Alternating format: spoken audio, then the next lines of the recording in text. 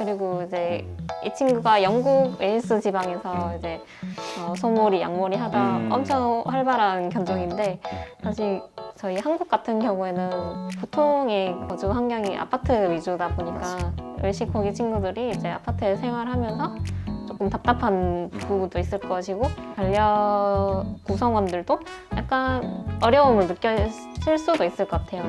에너지 해소에 대해서 저 같은 경우는 이제 하루 2번, 3번씩 나가서 뭐 걷고 뛰고 노족하고 뭐 이런 활동을 하는데 그 부분이 이제 체력적인 해소에 집중이 되겠다 보니까 가끔 그런 생각을 하거든요. 이제 실내에서도 정신적인 체력도 해소를 해줘야 되지 않나. 그래서 이제 어떤 방법으로 해소를 해주는 게 좋을지 그리고 지금 수준에서 충분하게 하고 있는지도 궁금하기도 하고. 말씀해 주신 것처럼 품종에 대한 성향에 따라서 아이들 견종에 따라서 어떤 활동성이나 이런 부분들이 훨씬 차이가 있기 때문에 그런 부분에 맞추어서 해소를 시켜 주셔야 되거든요. 특히 웰시 코기와 같은 어떤 허딩 그룹이라 하죠. 목양견, 목축견 출신으로 엄청난 활동성을 보였던 아이들의 경우에는 에너지가 엄청 넘치거든요.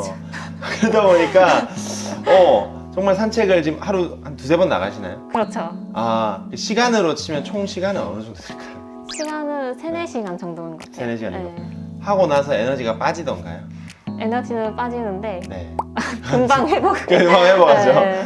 그러니까 이런 부분들이 정말 이 해소를 해주기 위해서는 많은 시간을 필요로 하는데 기본적으로 저는 최소한 반려견을 데려오실 거라면 하루에 적어도 1시간 1시간 정도는 아이와 놀아주거나 무조건 산책을 저는 권장드리긴 하지만 네. 어떤 여건이 지금 안 되는 날도 있을 수 있잖아요. 그런 날이더라도 1시간 정도는 같이 놀아주시거나 이런 부분이 필요하다고 말씀드리고 뭐 집에서 한다고 하면 뭐 노즈워크라든지 아니면 다른 놀이 네. 물론 뭐 아파트 환경에서 다른 집에 방해가 되지 않을 정도의 어떤 소음이 나는 그런 놀이 같은 것들을 해주시면 될 거고 사실 가장 좋은 건 산책이죠.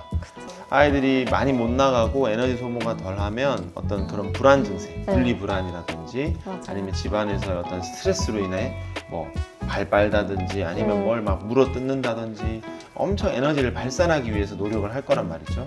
그런 부분에 있어서는 그 건강에도 안 좋기 때문에 좀 유념하셔야 될 것 같아요. 체력 해소가 필수다. 필수다. 육체적, 정신적 맞습니다. 모두. 네.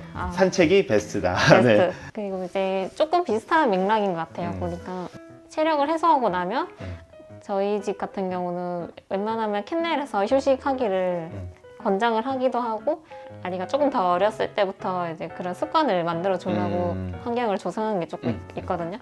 사실 캔넬 사용이 외국에서는 조금 보편화돼 있는 편인 것 같은데 국내에서는 캔넬이라 하면 일단 생긴 것부터 약간 가둔다는 느낌이 있잖아요. 네. 이렇게 철장처럼 이렇게 돼 있고. 맞아요. 그래서 그런지 약간 캔넬의 유용함이나 뭐 목적 이런 부분이 가끔 오해를 받기도 하고 가둬두지 말라 뭐 이런 얘기가 나오기도 하고 하는데 이제 저는 캔넬의 유용함 믿는 편이거든요. 이제 조금 들어가서 숙면을 취했으면 좋겠다 희망도 있고 온전히 또 터치를 안 받고 지내기를 바라는 것도 있고 캔넬 사용이 조금 이제 수의사 선생님께서 보시기에 권장을 하는지 한다면 어떤 이유로 하시는지 그런 부분도 조금 궁금합니다.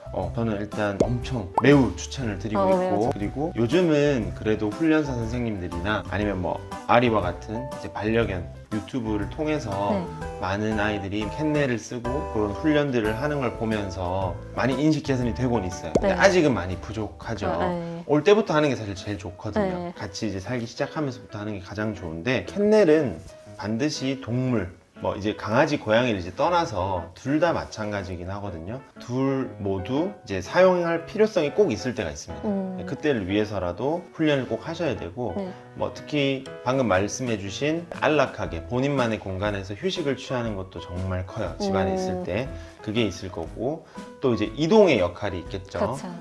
이제 여행도 많이 같이 가시기 때문에 여행이라든지 아니면 혹여나 뭐 좀 다쳤어요. 그런 부분에서 빨리 이제 캔넬에 들어가야 할 때 뭐 그런 순간들이 있을 거기 때문에 반드시 다양한 역할로서의 캔넬은 중요하기 때문에 훈련을 하셔야 되고 만일에 익숙치 않은 상황에서 간혹은 이제 동물병원 가기 위해서만 그냥 이렇게 넣고 그냥 오시는 경우가 있거든요.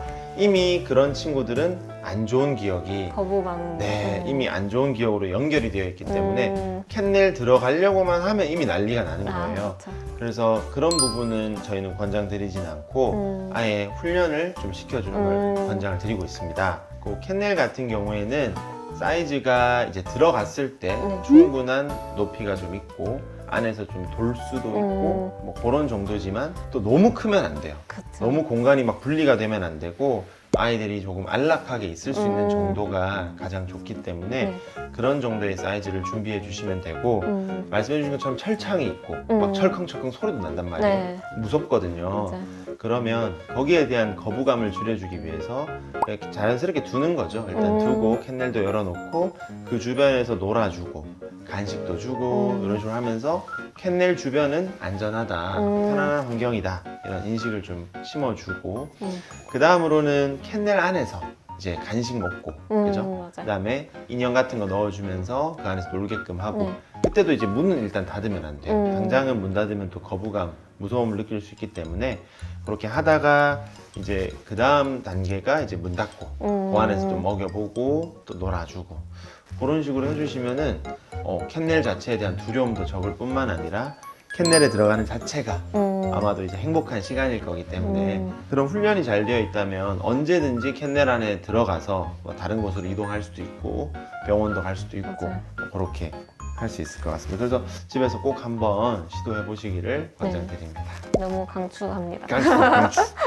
그리고 또 외식하기 하면 털 빠짐을 얘기를 안 할 수가 없는데 맞아. 얘를 키운다고 하면 털 빠짐 이거 관리는 어떻게 하시나요? 라는 질문이 가장 많았던 것 같아요. 그때까지.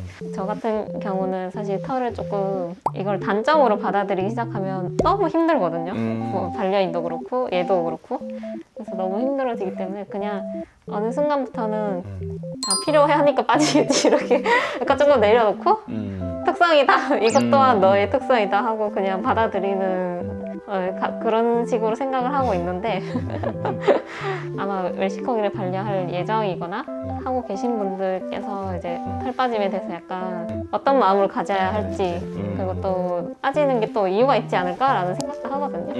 네, 그 부분은 조금 궁금해요. 맞습니다. 뭐 많이들 검색해 보시잖아요. 털 빠짐이 적은 반려견. 네, 털 맞아요. 빠짐이 많은 아이들은 또 어떤 아이들이 있는가? 네. 일단 웰시코기는 털 빠짐이 굉장히 많습니다. 저도 뭐 직접 경험해본 건 아니지만 일단 병원에만 와도 애들이 제가 안고 갔다가 하면은 일단 웰시코기 왔다 갔구나 네. 다들 아세요. 반려를 하시겠다고 마음을 생각을 하신다면은 이 부분은 일단 감수를 하셔야 됩니다. 네. 털이 빠지는 게 이상한 게 아니라 일단 네. 웰시코기의 어떤 특성 중 하나인 거고요. 네. 가장 대표적인 건 털갈이죠. 털갈이라서 네.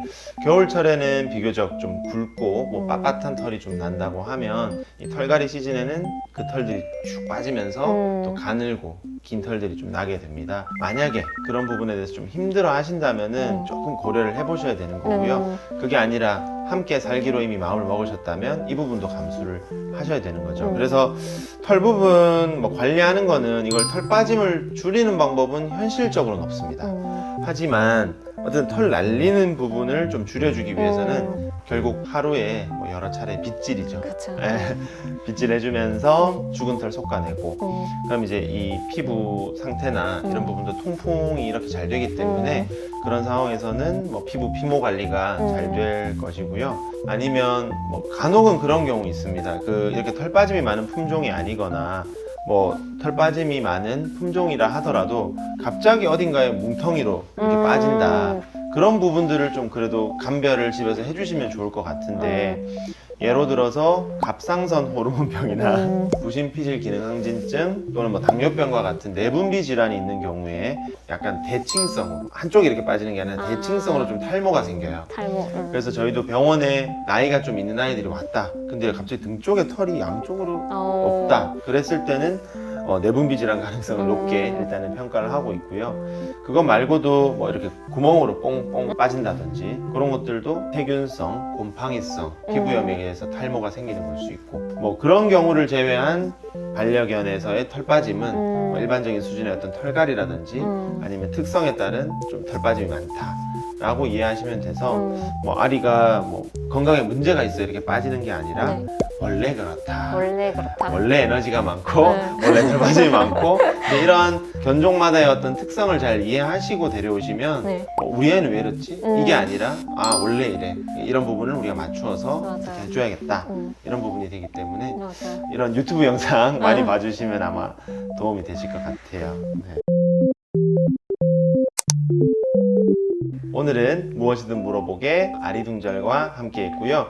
아리둥절 채널에도 저희 영상이 이제 올라올 예정이니까요. 그 영상도 함께 시청해 주시고 구독도 함께 눌러주시면 감사하겠습니다. 시청해 주셔서 감사합니다. 네. 바이바이. 빠이빠이. 바이바이. 빠이빠이.